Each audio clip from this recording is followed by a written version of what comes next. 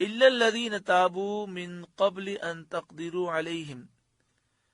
مگر وہ جنہوں نے توبہ کر لی اس سے پہلے کہ تم ان پر قابو پاؤ، یعنی گرفتاری سے پہلے توبہ کر لینے سے آخرت کا عذاب بھی معاف ہو جائے گا، اور جو دنیا میں ڈاکوؤں کی سزا ہے اس سے بھی وہ بچ جائیں گے، لیکن جو مال لوٹا ہے وہ واپس کرنا ہوگا، اور اگر کسی کو قتل کیا ہے تو قتل کے بدلے انہیں بھی قتل کیا جائے گا۔ فَاعْلَمُوا أَنَّ اللَّهَ غَفُورٌ الرحیم، تو خوب جان لو کہ اللہ بخشنے والا مہربان ہے۔ یہاں یہ رکوع تو الحمدللہ مکمل ہوا، لیکن اس میں چند باتیں سمجھنا ضروری ہے۔ ایک تو یہ کہ قابیل اور حابیل کا ذکر ہوا، یاد نہیں رہتا کہ قاتل کون تھا اور کسے شہید کیا گیا، تو حضرت حابیل کو شہید کیا گیا، اور قاتل قابیل تھا، قاتل بھی قاف سے ہے، قابیل یہ لفظ بھی قاف سے ہے، تو اس طرح یاد رکھیں۔ دوسری بات یہ کہ قابیل نے یہ جو قتل کیا یہ دنیا کا پہلا قتل تھا، تو اس کے بعد جتنے بھی قتل ہوئے، چونکہ اس نے قتل کرنا ایجاد کیا، تو قیامت تک جتنے بھی ناجائز قتل ہوں گے ہر قاتل کے لیے سزا ہے، اور سارے گناہ اس کے نامہ اعمال میں یعنی قابیل کے نامہ اعمال میں بھی لکھے جائیں گے،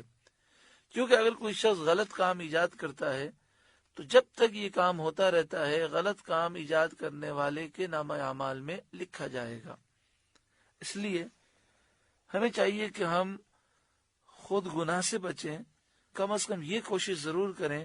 کہ ہمیں دیکھ کر کوئی گناہ نہ کرے، یا ہم کسی کو گناہ کی ترغیب نہ دلائیں، یا کوئی گناہ کا طریقہ ہم ایجاد نہ کریں۔ پھر چونکہ اس نے حضرت حابیل کو شہید کر دیا، اپنے والد کی نافرمانی کی،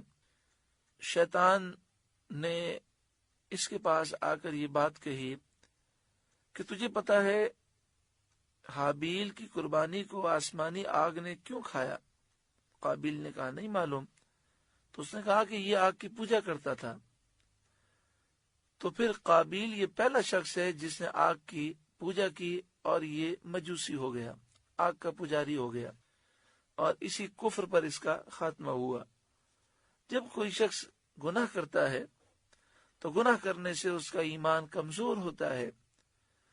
اور بسا اوقات وہ ایمان کی حدود سے نکل کر کافر ہو جاتا ہے، جیسا کہ قابیل کے ساتھ ہوا۔ دوسری وضاحت یہ ضروری ہے کہ یہاں واقع میں یہ ہے کہ اورینا کے لوگ جب مدینہ طیبہ آئے،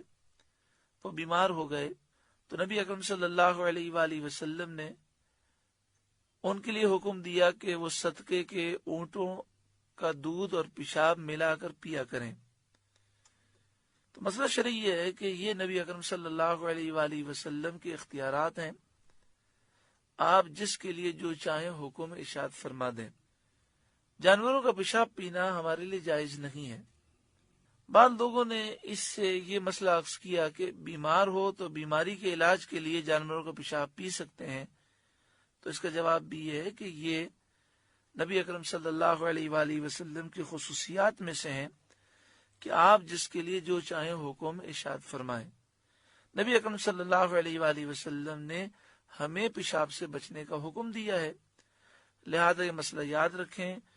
کہ جانوروں کا پیشاب پینا بھی مسلمان کے لیے منع ہے، اور یہ ناپاک ہے،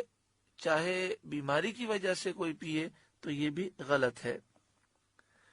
اللہ رب العالمین ہر ایک کو عقل سلیم عطا فرمائے اور دین کے معاملات سمجھنے کی توفیق عطا فرمائے۔ سورۃ المائدہ کا 5واں رکوع مکمل ہوا۔ اللہ تعالیٰ اس رکوع کے نور سے ہمارے قلوب کو روشن اور منور فرمائے۔